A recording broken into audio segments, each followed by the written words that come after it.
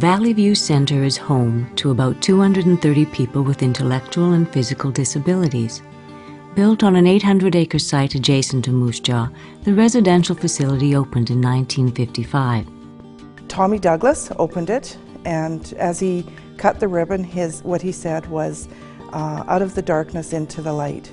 Considered one of the best facilities in North America, the Saskatchewan Training School, as it was then called, was designed on a cottage plan to make it less institutional. Nearly 900 people lived there. People came here from all over the province, but the first people who came here came from Weyburn, and they actually came up by train. They had a train that came right from Weyburn right to Moose Jaw. The 24 original buildings at the center were linked by tunnels and included a school, hospital, a pharmacy, lab and x-ray, and recreational facilities such as a curling rink and a bowling alley. Many of those services remain at Valleyview, but it is now home to far fewer people, and its future is uncertain. When Valleyview was opened in the 50s, of course it was known as the Saskatchewan Training School, and many people were sent here with the misconception possibly that they could be trained to go on. A lot of these people just didn't need that, they needed a home. And over the years we have evolved into an incredible, caring, kind home environment, and I think second to none. The people who live here all of them have intellectual disabilities. Some of them have physical disabilities as well. They've lived here, most of them have lived here for the majority of their lives. A lot have been here since 1955 when it opened. We haven't had any new admissions for a number of years here. To protect their privacy, we are not permitted to film the residents or the homes or cottages where they live. We are very blessed here to have an opportunity to provide our people with all of their needs, whether it be spiritual, recreational, physical. We have mobility services right on. We have an occupational therapist that works directly with us. We have such a good resource of qualified people to ensure that every need is met here. David was born in August of '56, the second son. We knew within a week that we were dealing with a child who was going to have special needs for the rest of his life. And it was just an injury at birth. There was lack of oxygen, and they didn't realize it at first. And then, of course, as he got a little older, you know, the behaviors started coming out, and he wasn't developing normally. And so, of course, my parents knew something was wrong. Mark was born in 1961. I lived in North Battleford at the time. Before he was 6 months old, or about that time, we knew we had some problems with him.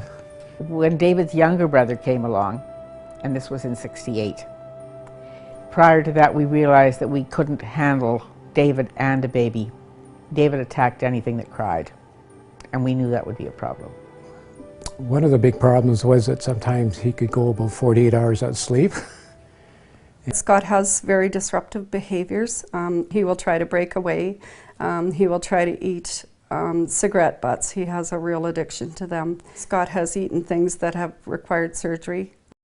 Well, I think it is a fact that, as I said, if he hadn't gone in there, he had a mother that was worn out, and he was wearing, and also I had a job where I worked at SaskTel. I was on call all the time, and it's just that it started to affect your life no matter what you're doing, because you were tired.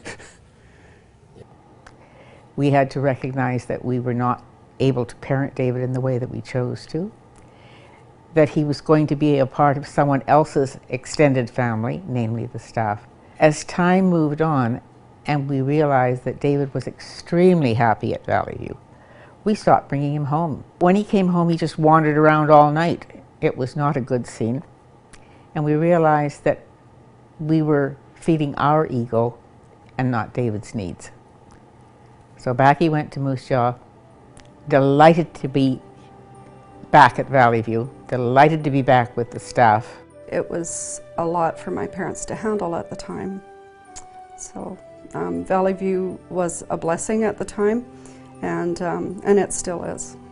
To me, they're like my kids, you know, like if they hurt, I hurt, you know, and you just want the best for them. They get excellent care here. The nursing care is just exceptional. Lots of times we worry about when they have to go downtown because the nurses down there aren't familiar with our residents, and it's kind of scary for them too, because understandable. I get a lot of gratification seeing that instant, you know, someone smiling or happy or sitting better in their chair. So I really like what I do.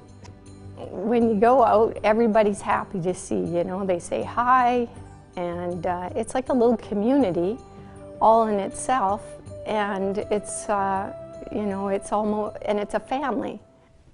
I think the thing I love most about my job is getting to bring so much joy to everybody.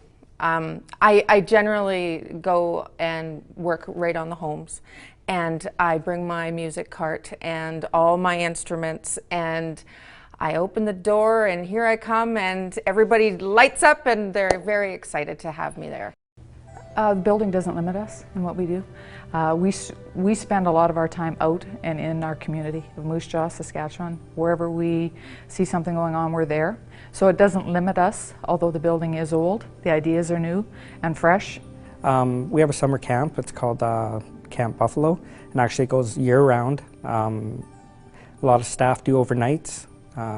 Take a couple of residents, 4 or 5, go out there and spend the night, cook for them, stick in a DVD, give them the overnight camping experience kind of thing. So it's a very good, good place to go, away from the center.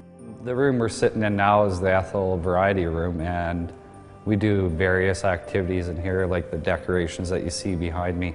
They were set up for a 50s themed ice cream sundae party that we all had, and 50s music playing. All the staff were dressed up in 50s costumes and just had like a 50s theme and feel to it, and we all sat around, had ice cream sundaes and listened to music. Clients love it. They love it. We want to do what they are asking us to do, so we strive for that. Residents here that want to see every Warrior home game, we make that happen. Residents that want to maybe see one Saskatchewan Rough Rider game, we make that happen. Residents that want to be downtown bowling with community friends, we make it happen. So it's just a matter of what they want and how can we achieve it. And we're always looking to do things better and different.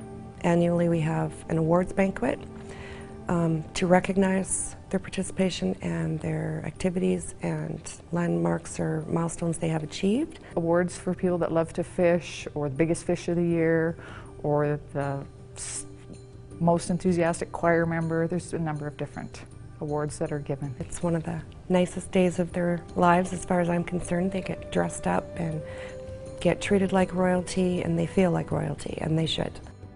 It doesn't take long for staff to, you can see their attitudes changing from, and myself included, when you first started working here, you're kind of nervous and you don't know how to react to people and how to treat them. And as you've been here a while, when you become part of this community, that changes, and it's really fun to see and to experience yourself, how your attitudes and opinions change. With the experience, we've seen pretty much everything that could possibly come our way, and we've adapted. Staff are very eager to learn or open-minded to try other experiences and see what works with residents when certain issues arise. And we go through a really comprehensive assessment of just how their body typically likes to sit and what position they can achieve, and then we go from there. And so we look at what their current wheelchair has for them, and often they need to start from scratch, or we need to just modify components of the seating system that they have. We work with the occupational therapy department quite closely, and with the physio department, and so they request what they need, and then we work together on what kind of fabrics and what base you would need for that positioning device. They want to be a part of everything you do. So some days I have them come through my door and I'm taking screws out of a chair, and they know they can take the screws out, so they want to help. So I give them the screwdriver, the drill, and we help them, and they'll take a few screws out and go away as happy as could be, because they were purposeful that day and had, something that was valued in, for them to do. Without the residents, the laundry would be in serious trouble. They do a lot of work down here. They're paid workers. We definitely try to keep it light down here. We try not to be too serious so they enjoy their job. The day certainly goes better if everyone is having a good time. They look forward to coming to work because they're being responsible and they like to work so they can make their money, and they always tell you what they would like to do with the money to purchase things and that, so they're really proud at their job. Yet Valleyview's future is uncertain and controversial. For a number of years, groups such as the Deinstitutionalization Coalition of Saskatchewan have been lobbying the provincial government to close the centre. It believes the time for an institution like Valleyview is long gone, and its mere existence is a blatant abuse of people's human rights. Their lobbying has been effective. There have been no new admissions at Valleyview Centre for many years. Those familiar with Valleyview think that's a shame. Because Valleyview is in Moose Jaw, you had an opportunity here in Moose Jaw to see a lot of former clients living in the community. And what I find is special about Valleyview is when you were in downtown Moose Jaw, for example, you would see people being isolated or ostracized in the community because they were different. And that doesn't happen here at Valleyview. My brother is where he needs to be, which is Valleyview, which is an institution, and I think that it's not a bad word. There is still a misperception. Part of this is fostered by people who should know better but prefer to badmouth, often people who have never been to the facility. We have seen clients come from Valleyview that should never have come out. It's proven to be just a disaster for them. And yet some have been very, very successful. But for the ones who haven't really fared too well in the community, they haven't been allowed to go back to Valleyview. And I think that's a real shame. I guess the whole thing is premised on, well, we're going to save money if we put them in the community. Is that what we care about, people, that we save money and we don't care where they go because we're saving money? And to be here, I don't think money should be a factor. I think quality of life is really what it's all about. And the quality of life here is, I think, in a lot of cases, far superior to what is happening in the community. And they're accepted. They're accepted for who they are and what they are, and nobody tries to change them or nobody tries to make them different. They're just accepted. And to me, they wouldn't get that anywhere else, you know. This is their home, this is where they belong.